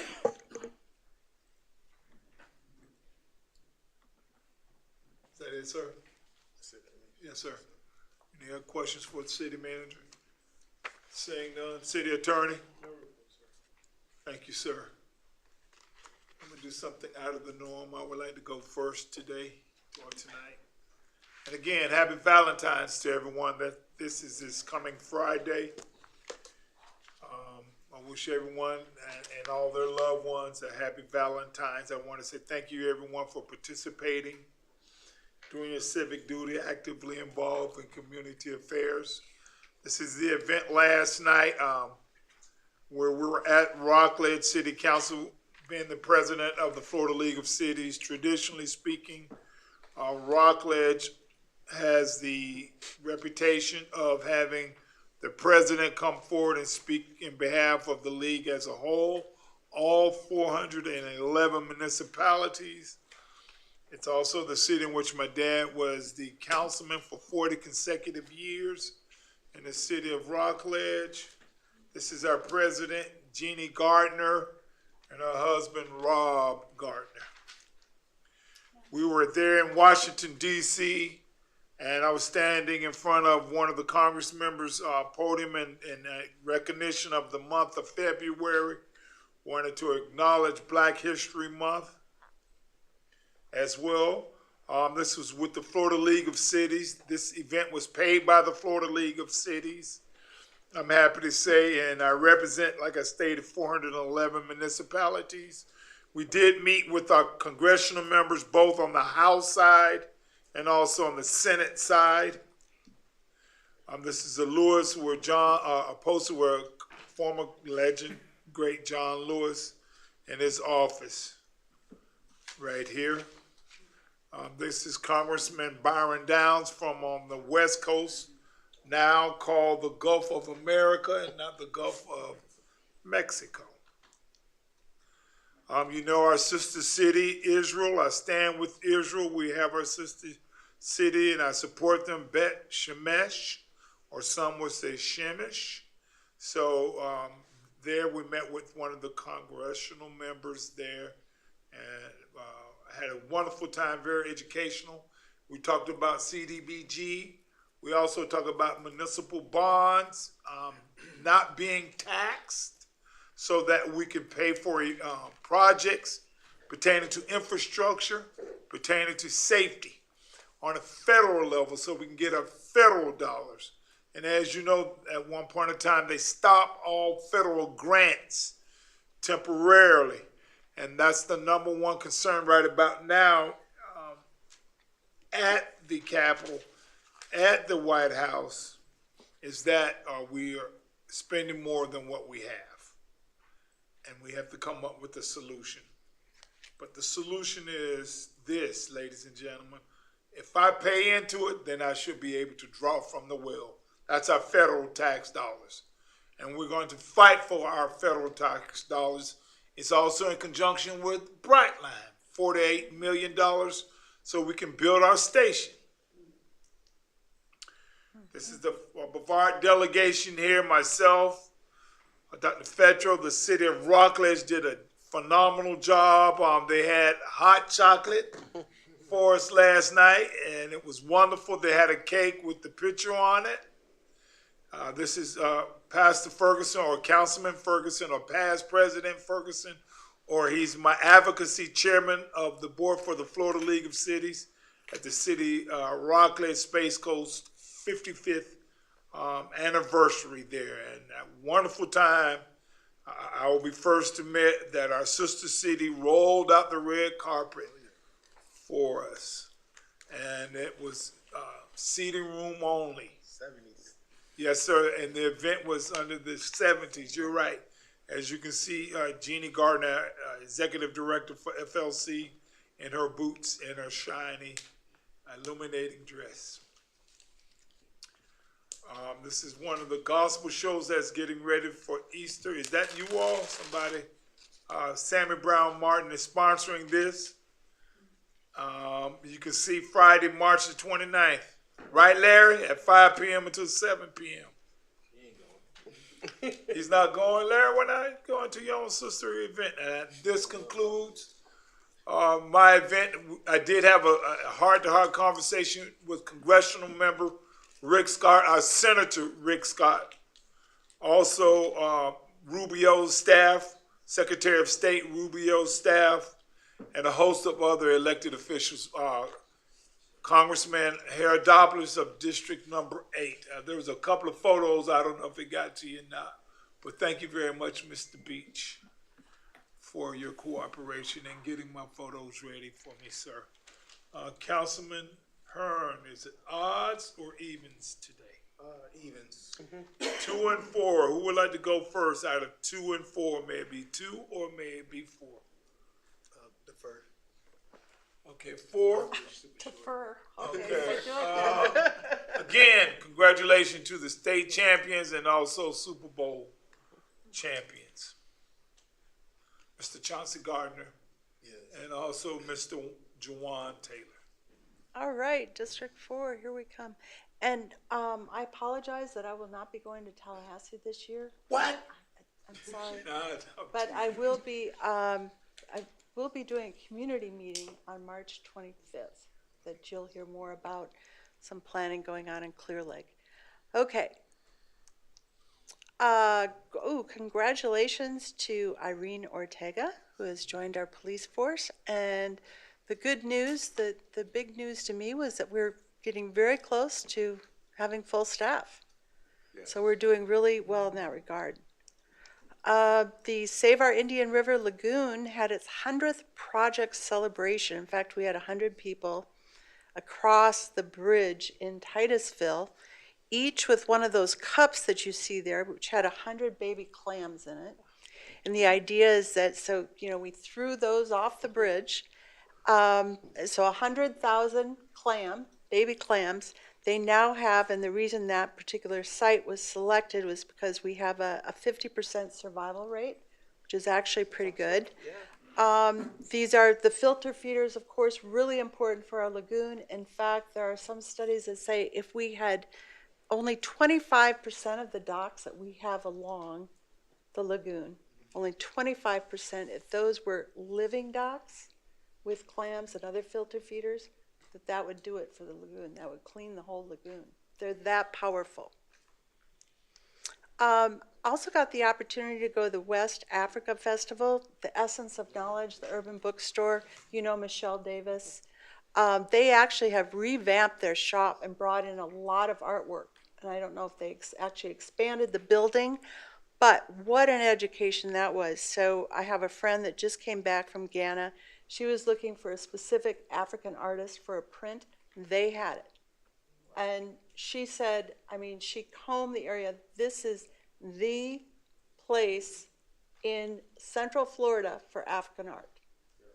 So it's also an education to me because you walk in and they have this entire wall that is banned books. And that was quite an education, seeing a lot of those titles that I was familiar with and just had no idea that they were banned. So anyway, so she's educating the community as well. Pursue what's next. So Deputy Mayor Weeks and myself were at the Space Coast Economic Development Commission annual meeting. The theme was Pursue What's Next. And the big takeaway was that the Titusville, Melbourne, Palm Bay urban area, our metro area, is the only major metro in Florida that is topping the charts on the Milken Institute ratings. We are number 9 in the country for best performing cities, notably the second highest for wage growth. Yeah. Now, that doesn't mean that we have the second highest wages. What it means is that the growth and the trending is going in the right direction. Let's see, today I got to visit with Chris Beaver, who is now the, I guess, executive director, or is it artistic director of the Cocoa Village Playhouse? I think, okay, Mr. Witten also got to visit with him. I'm really excited, very energetic, enthusiastic leadership there. They have $1.1 million towards their expansion. Of course, you know all about this because your husband is a volunteer there. Of the $3.1 million that they need, they do have an appropriation request in for $2 million. And of course, all our local representatives are very supportive of that. He has been working with and had several discussions now with Catherine Stewart and Riley Morey, who is her drama director, really looking at expanding that youth program with the expansion of the building. They're currently serving 238 youth, but hoping to expand that and actually be able to go out into the schools as well as have more programming in the facility. Now, on the right, this was really fun to go into Cocoa Village today. There are like a half a dozen artists out there. And evidently this is a club that meets there regularly. This is Ella Sue Schneider, and she has some works over at Carolyn Seiler's studio. But just one of the special things, you know, about Cocoa Village and having an arts center, as we do. And lastly, I wanted to talk about smart growth, which is a term I hear a lot of people use, particularly in the election. And of course, you want growth that is smart. But I wanted to point out that smart growth is actually more than that, that there are actually principles to it that have been determined over actually was 10-year period, planners out of the American Planning Association met during numerous conferences to develop these principles. So when we talk about smart growth, and this is also a good way to kind of evaluate how we're doing, and we're doing well in several accounts, but includes more than density. So it includes the mixed land uses, which we're incorporating. The compact building design, of course, is going up. Density, creating a range of housing opportunities, not just affordable, not just high-end, but a whole range. Of course, walkable neighborhoods are really important, and I think number 5, the fostering distinctive, attractive communities with a strong sense of place. I know that was important for me when I went looking for a place to live, and that's why I ended up in Cocoa, to be quite honest, because it had all that.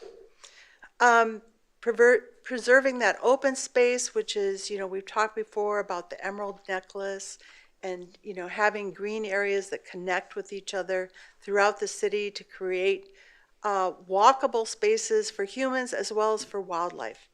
And strengthen and direct development toward existing communities. So the density, attracting more density rather than sprawl.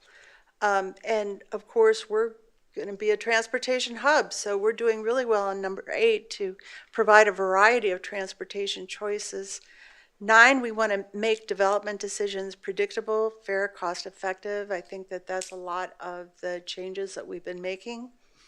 And encourage community and stakeholder collaboration. So just to point out that there are principles behind the term. There you go.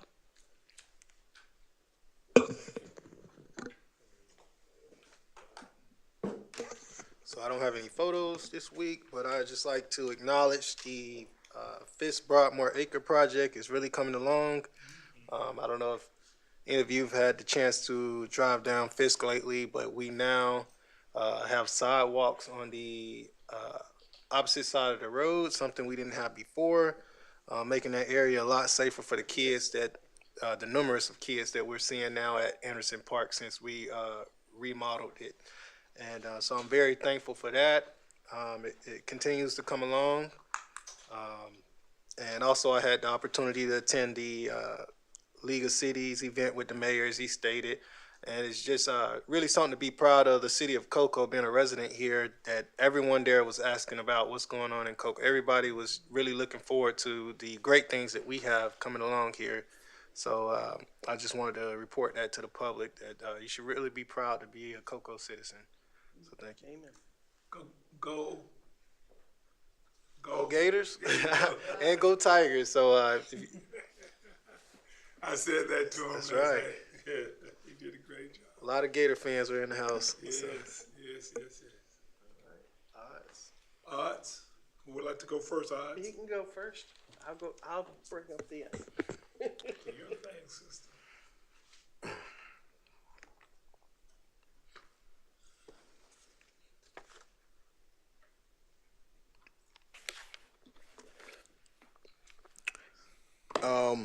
So this company I wanted to highlight today, I know I talked to Samantha as well about putting them on our website as well. They came through to help out one of our residents that has been seeking help, and they answered the call.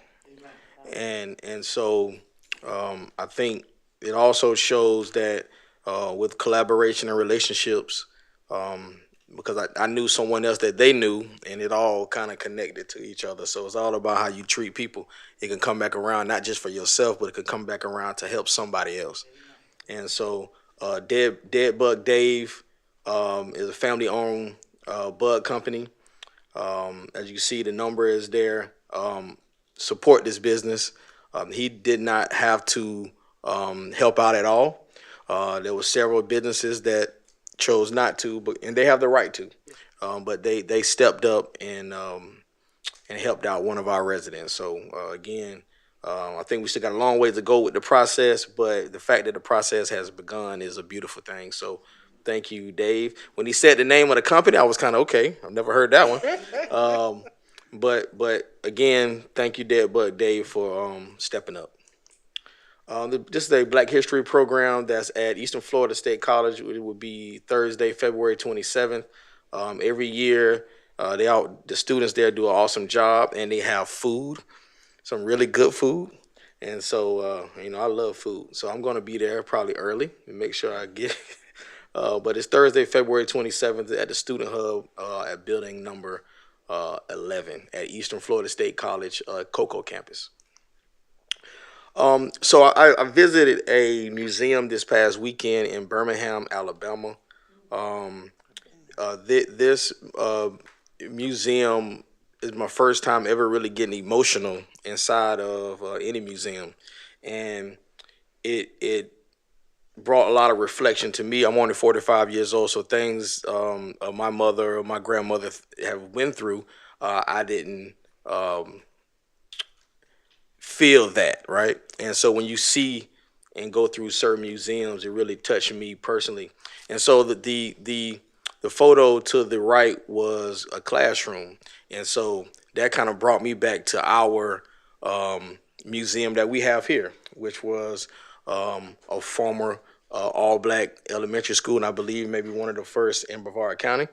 And it brought me to the thought process of we have not done enough with that museum. We have came a long way from 2017 when it was nothing in there, thanks to staff and leadership.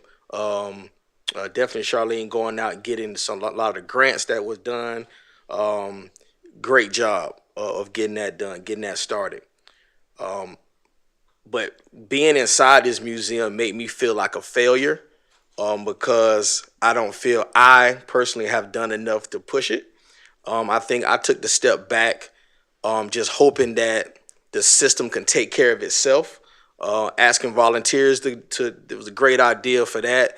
But I think now, and probably Charlene could correct me on this or not, but I don't, it was a great gesture, but volunteers may not be the way.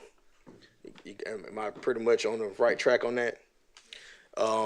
So I believe we had some interest over the last year or so with volunteers, but I think some of the volunteers, once they realize how much commitment it takes to volunteer in a museum, which is a lot of time, 3 or 4 days a week, 4 or 5 hours a day. And I don't believe that was, it's a great gesture, but that's not where we should go. And so I believe we need to have a conversation as a council and between us, maybe at a budget meeting, because we know everything takes dollars. And if we don't allocate funds to it, that'll show the city that we do not look at that building as a priority. And so again, we've got new windows inside. We've a historical society have came in and done a pretty good job of getting that done, bringing those artifacts in, but we're still not there where we should be, where it should be. It was grand opening was done in 2017. We're now in 2025. And like I was joking with Mr. Brown today is I don't want my son to be 25 and it just start opening up and he's 5 years old. And so again, we came a long way since 2017, but I don't believe at this time we still don't have a plan for what it is or what it should be. And I'm gonna blame myself because I have not pushed the envelope. We have not made motions to put dollars towards whatever we want this to be. And I really, with consensus, I really want us to be able to have this conversation, maybe at our next budget meeting, to put it on the agenda for a discussion. We really need to have a real robust discussion about what we want this African American History Museum to be. I don't have that much time left on the council, and if we don't make decisions now, I don't know who's going to come behind us, and it may not ever come to fruition. And so we have to make a effort to get it. I think our other museum that we have on Michigan, we see it is flourishing, is coming up from the ashes from where it was, because of so many good volunteers stepping up. And so we just unfortunately, we don't have that volunteer crew to step up right now for this museum. And so it's going to fall on our shoulders. And so I just wanted to show, this is the grand opening that was done in 2017. I believe we owe it to those members that was on the council at that time as well, for us to step up and make this dream come to a fruition. Just in my opinion. And I open that up. I don't know how you guys feel about what I'm saying. If I'm way off, please correct me. To be honest, I mean, we just recently, remember we did the CRA in Tampa, and they took us to both the historical African-American community, the Spanish community, the Catholic community, and it's a culmination of everyone participating. Yep. And those CRA dollars were also invested to rejuvenate that area and renovate that area. And I think that's going to need to take place because we have a sunset for Diamond Square. Yep.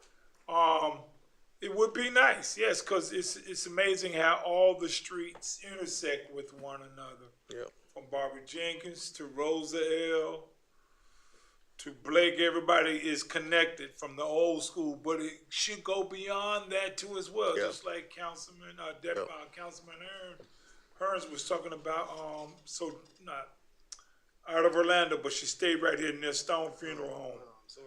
Zora Neale Hurston. Yes, sir. So we have a plethora of information there, and it's going to take tax dollars and also grants. Yep. And you're absolutely right. And it's going to start with our state legislatures. And funding is going to be tight, ladies and gentlemen. Just get ready. Get ready. Get ready. But just think about where we started from. Of course. To where we are now, and what's the advancement. Yep. In conjunction with the old Dr. Jolie Smith building. We're trying to get some of those fundings. And we met with state legislature, House of Reps, Tyler Sherrod. We all did. And I think you were instrumental in spearheading those funds too as well. So, wheels at the guard mill grind slowly, but exceedingly fine. Yeah. And it just takes time. And I'm glad you are recognizing, and it's a crunching time effort. So yes, continue to move forward.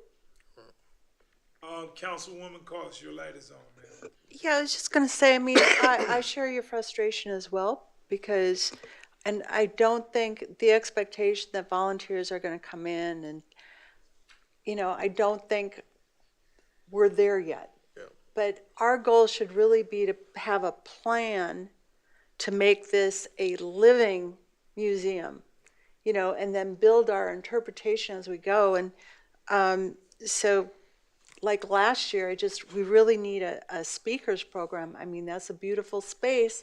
Introduce people and get people familiar with it and comfortable with going there. As we have more of a long-term plan to increase the interpretation.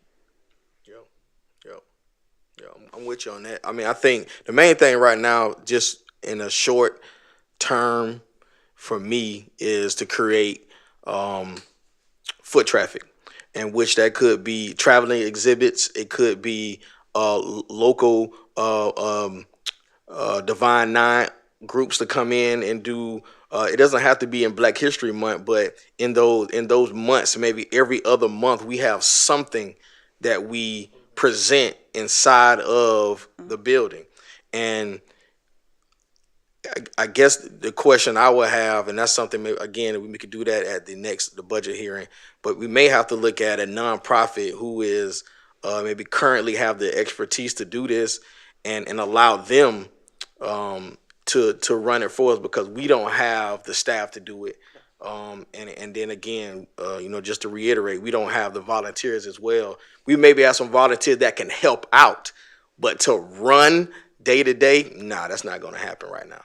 And so I would love for this to be a conversation at our budget meeting coming up in March. And so if anybody object to that, okay, all right, we The good. good thing would be, Councilman Goins, is to have a trolley system. Yeah, to do Just a like round this. robin. Absolutely, and we do both sides of the railroad Yeah. tracks, man. Down Stone. You know what I'm saying? Cross over US 1, cross the railroad tracks, go into the heart of Cocoa, go along Indian River Drive Road. I mean, just if you're gonna tell the entire story. Yeah. You know, the importance of it all. Yes, sir. And that's the pivotal thing, why we have some of those individuals that are still alive that we put under the camera, so that we can protect and preserve our history, all of our history. It's imperative that we do be protected, because everybody's family that migrated to Cocoa or either born here at Cocoa should have some type of historical recognition. Yeah. La-da-da in everybody. Yeah. Okay, Yes, and sir. I think it's imperative that we do it, but it's gonna take funding, and it's there. It's just that consistency. Yep. Okay, go ahead, All the right. floor is yours, I'm sorry, go ahead. Yeah, that's really all I had. Well, the other thing I had was I gave city manager just a thought, because we've had conversations about downtown Cocoa concerns the last few weeks. And again, maybe at one of our budget meetings, we can do a 30, 45-minute conversation where we discuss some of those things, security conversations. And I didn't really hear council really objecting to that. So just so that we can actually direct whatever that decision would be at either a budget meeting or at a council meeting Or at a CRA meeting, or a CRA meeting. where the dollars are at the CRA meeting. Yeah. First and Okay. foremost, we must start at the root level. Yeah, I'm down And with that. then work our way. Yeah, no, I'm complimenting you. Yeah. I get it. I get it. And that's what I'm saying. I'm acknowledging what you're saying, but let's do it at the CRA and then proceed from that level. And then eventually it'll be here. Gotcha. All But right. also under the leadership and hear what staff, city manager, city attorney has to say as well. Okay. All right, we're good. Thank you. I dream of Jeannie. I dream of Jeannie. You called it. I dream of Jeannie. Yeah, there you go. I'm gonna do this real quick because I've got to hit the road. Anyway, I got to go to when the governor was in Titusville on the 29th, and he was there with the Wayne Ivey. Anyway, it was when he was saying he was going to veto, and all the news media was there and everything. So it was a last minute invitation that I got to go, and I was just 3 rows back. I actually got to shake his hand, and which I've had a picture with him before, but anyway, I got to shake his hand because he walked in the door right by me. So, and then I went over I was at a conference for Florida Realtors, and I served on a panel, and about places you would go through Women's Council of Realtors. But anyway, but I served on a panel. Only second time in my life I've ever served on a panel. So you just don't know how you come out when you do those things. Anyway, they told me I did fine, but I made them laugh anyway. And then this is Peggy Ward, and she is Space Coast Association of Realtors Government Affairs Director.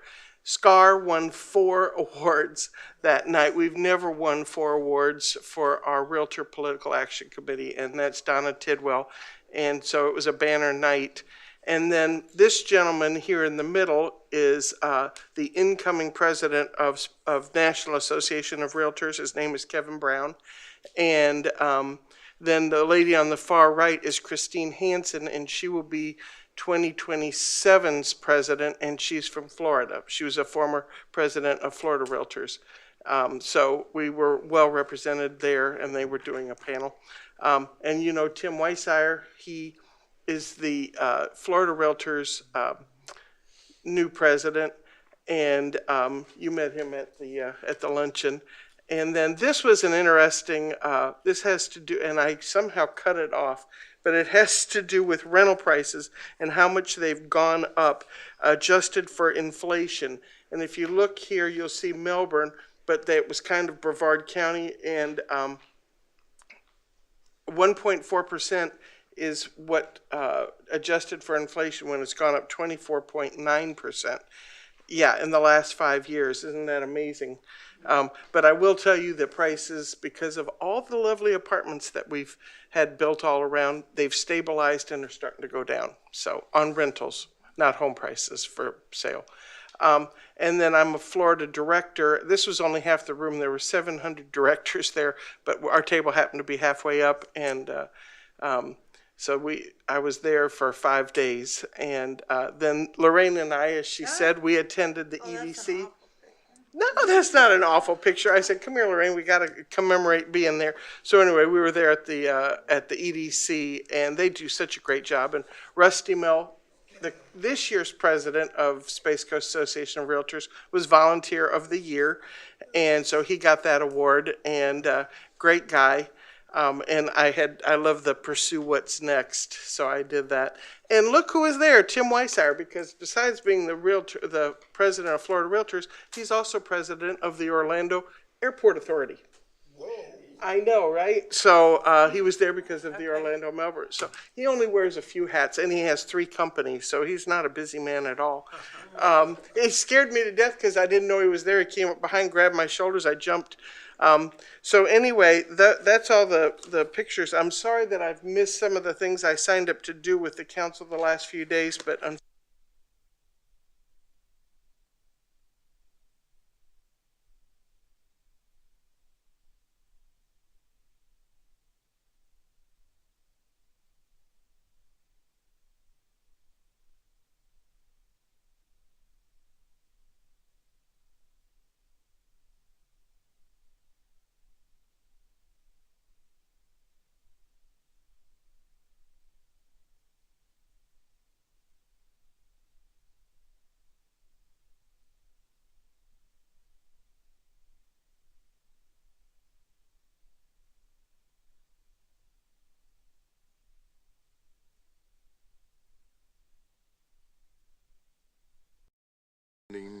Eventually getting to whatever priorities you guys have. okay.